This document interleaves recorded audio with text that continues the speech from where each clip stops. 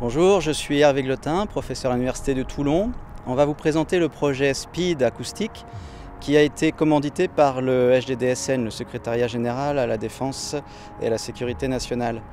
Ce projet acoustique consiste en un ensemble de micros directionnels, c'est-à-dire qui sont très sensibles à très longue portée, et au calcul de gradients acoustiques en temps réel sur notre système embarqué pour la détection de drones à des distances de l'ordre de 100-200 mètres, autour de bâtiments ou de plateformes sensibles, des assemblées présidentielles, des grands groupes de manifestations publiques qui seraient menacés par des drones pirates terroristes.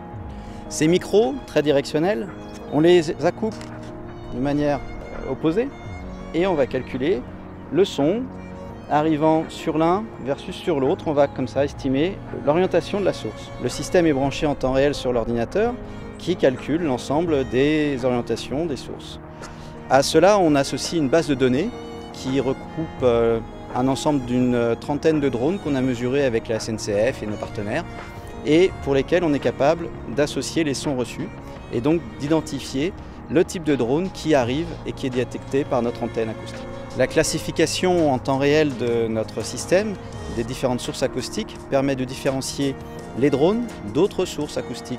Les autres sources concurrentes sont des bruits de voiture, des bruits d'avion qui seraient captés par les microphones ou bien des animaux qui peuvent se déplacer dans l'environnement ou crier, etc. Toutes ces sources sont analysées et séparées. Seuls les drones vont lancer une alerte.